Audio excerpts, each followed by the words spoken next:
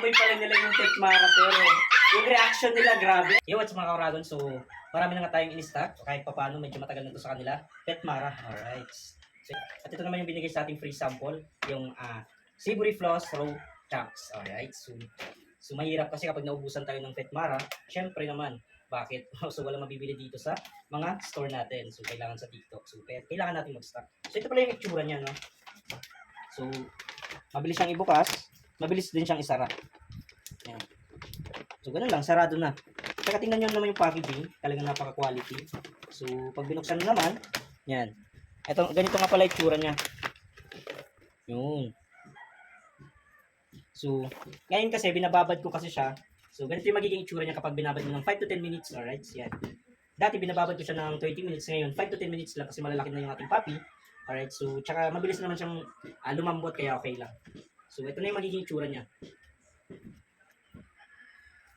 Yan. So, i-divide na natin para sa kanilang apat. Alright.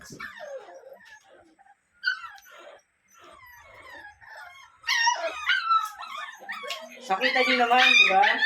So, sabik na silang kumain. Naamoy pala nila yung Petmara pero yung reaction nila grabe. Ayun yung Petmara malayo pa sa kanila. Yan. Kain na natin yan at sabik na sila. Tara! Alright, kainan na mga butchog. Yan. Oops.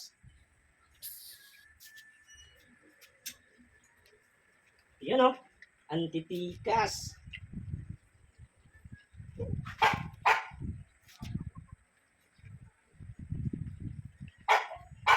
So, kita nyo naman mga kauragon, no? Sobrang favorite nila yung Petmara.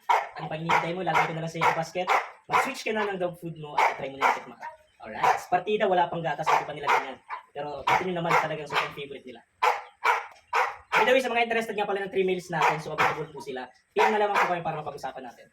Yun lang. Kaya rin ang likod sila.